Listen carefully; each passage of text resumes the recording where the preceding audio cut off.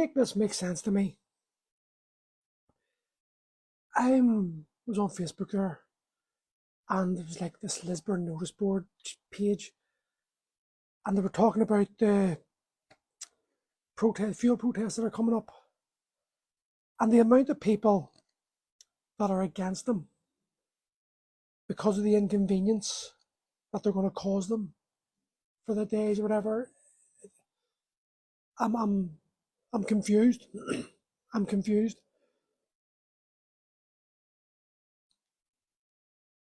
We live in a very politically divided society where the people in power can say things that stir the ancestral beliefs within us all. Do you know, the memories, the history?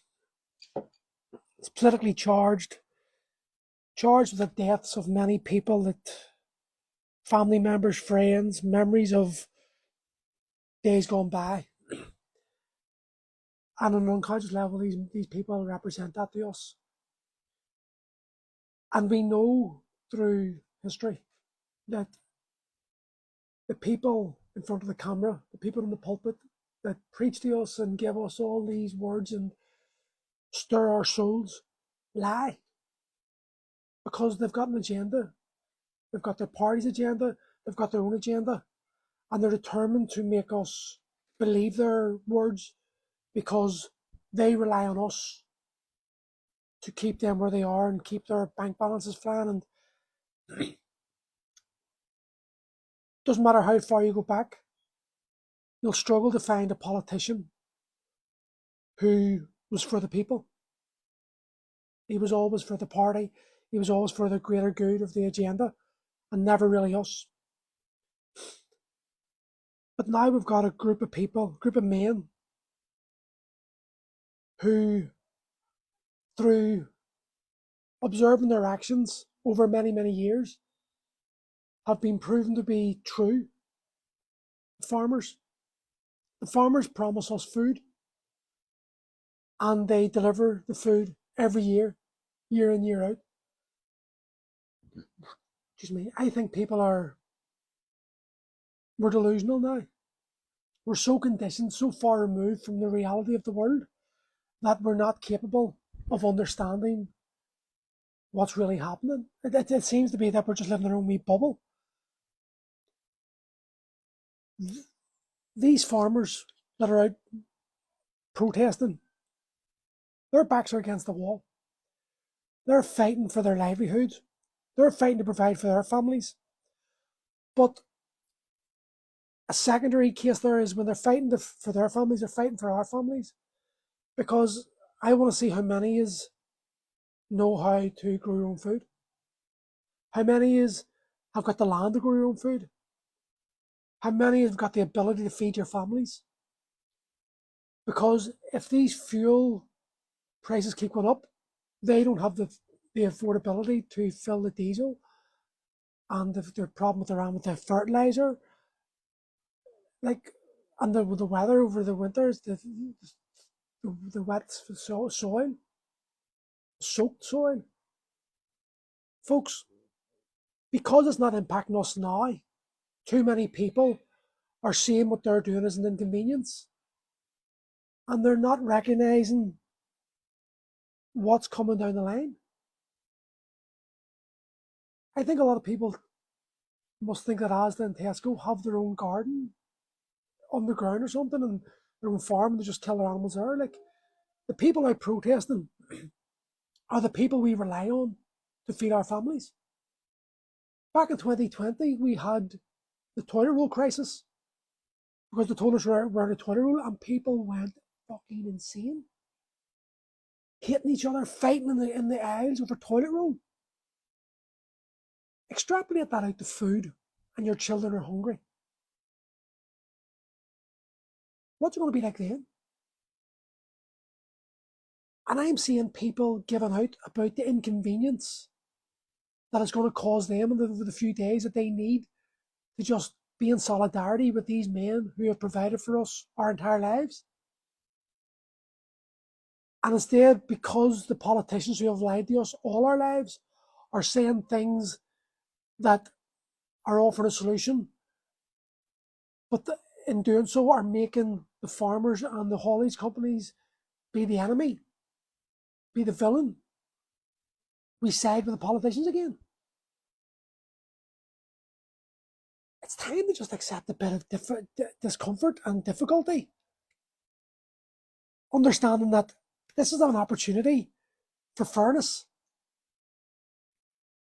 The men that matter, the men that keep this society going, are struggling. And without them, the society collapses.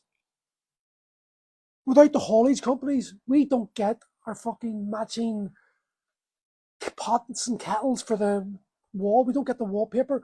We don't get our comfortable sofas. We don't get our food. We don't get anything. The haulage companies, the logistics required, mean that we rely on them to give us this materialistically driven world that we all want to live in.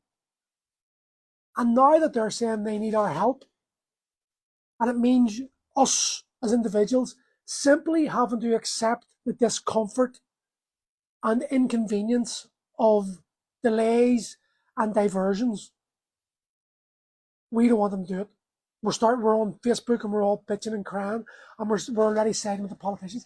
The people understand the energy of Ireland, the land, not the political divided states or anything, but the actual land, the physical land, and the amount of death and murder and killing and intentions that went into that land over the centuries.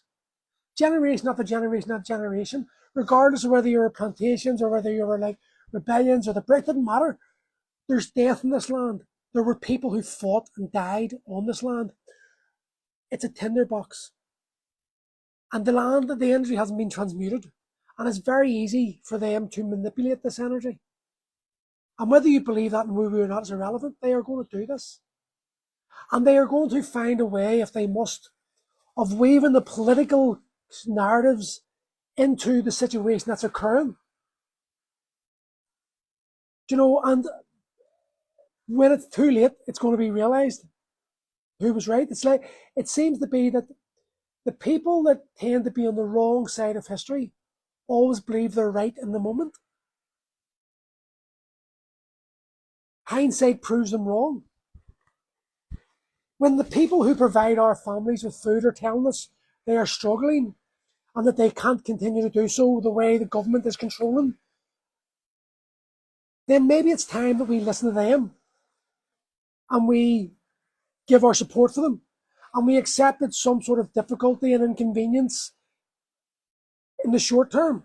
Because the other avenue is if we allow these governmental bodies who are very good at manipulating and have got all these think tanks to fall back on to spin their words, they will weave the segregation and the green, white and orange, the red, white and blue narrative into this situation and divide us even more. And it only takes a spark to bring us back to that hatred. You've seen it in Northern Ireland whenever one side of the community supported Gaza because the children were being bombed and the other side just jumped onto Israel. Nothing to do with political, to do with actually children dying and innocent people dying, but it became a political opportunity to divide us. They will do the same again. And then that means we're condemning the young men, the young boys now. They are going to grow up jailed or dead over sectarian violence that has just been manufactured once again. I don't understand how people are so against working men saying we can't afford to feed our families, therefore we can't, you won't be able to afford your families because prices are going to go through the fucking roof. And remember, who benefits the most? The men protesting are not benefiting. They're struggling. They're sacrificing. The politicians aren't losing any income. they see it as an opportunity.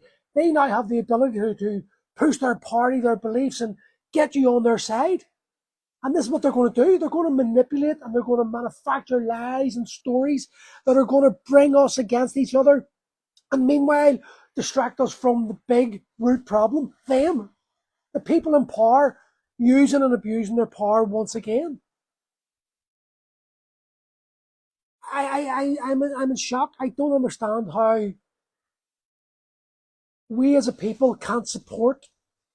Maybe we can.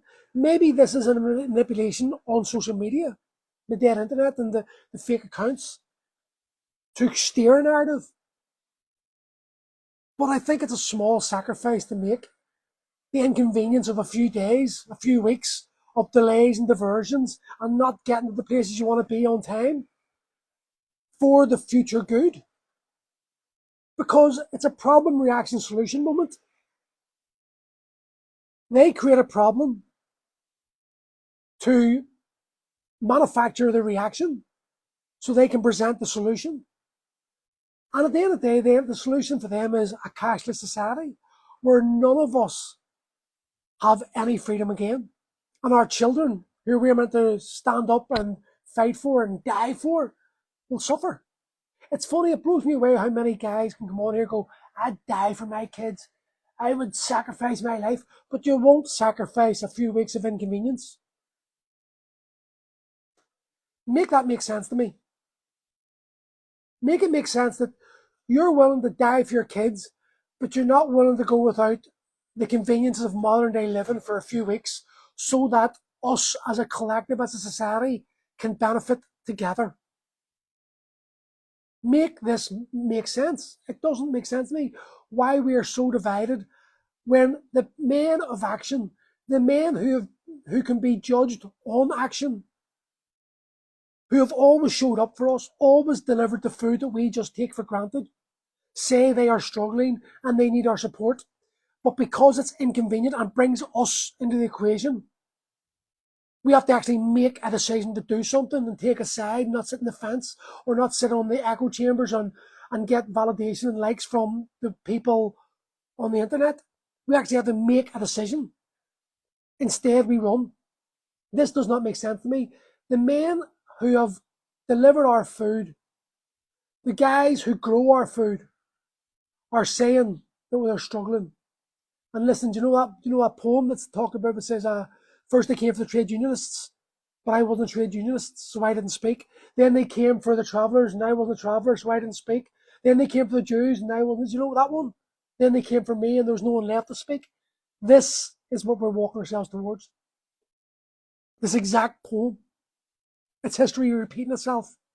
And they, the powers that be, the ones who manufacture this, understand this intrinsically, and they know how to manipulate energy, and they understand the lay of this land, and they understand the energy contained in the land, and they know that it's very easy to manipulate and create the division and the sectarian undertones very easily through just a slight manipulation in the narrative. And we will just jump in lockstep because it's been what we've been conditioned to. We've got to be awake. We've got to be aware. We've got to be willing to just make a stand and sacrifice. Like, we're not even being asked to go out and protest. We're just being asked to support. And we can't even do that.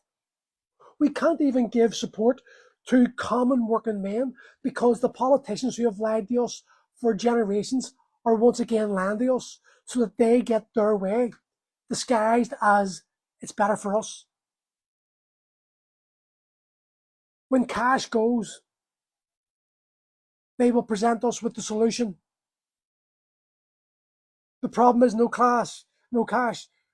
The reaction is panic and do something because we haven't got the strength to go inside ourselves and create within ourselves. So we need other people to create the world for us. And their solution, hey, the banks have crumbled. There's no cash anymore. But here, see your phones have a tokenized digital asset that you can then spend just like cash. Only if you ever protest like this again, we'll shut your fucking account down. You won't pay for your home. You won't be able to feed your family. Then it becomes real for us all. Then we are enslaved. And we're enslaved to our own doing because we refused to stand up when we had the opportunity. These men are doing the work for us. We're the cards. They're the warriors. And the snakes are the ones getting our support. Do you know when the politicians speak and you know there's something just doesn't, it's here. What they're saying makes sense. And the logical brain, yes, I understand that, and yes, we do need to. Oh, yes, we can logically, but there's something in your gut just knows, but you ignore it because you don't want to believe it. And then you hear a man speak, or a woman, someone who has got conviction, passion, a normal man or woman, that they're vulnerable, they speak truth. They may be, they may use language that's not, that may trigger you, but it's from passion, and it's from desire, and it's from a willingness. Your man James Conway, that guy, the farmer down south, like, he just speaks rational sense. And the reason why he resonates with so many people is because it's raw, it's real, and it resonates with every one of us. But he makes us uncomfortable because that requires what he's doing: courage, conviction. That's what we're losing here, folks. We need to suffer this. We need to struggle through this. And I'm telling you, if we don't, we're just going to end up in a place far, far worse, wondering how we got here and blaming other people, still fighting, still projecting, still wanting other people to take responsibility for our inaction. We are all responsible. Every single man and woman here is responsible for what occurs. And we can stand for something or fall for anything. I had to say that, folks, because I just see so many of us just, it's sad seeing it first.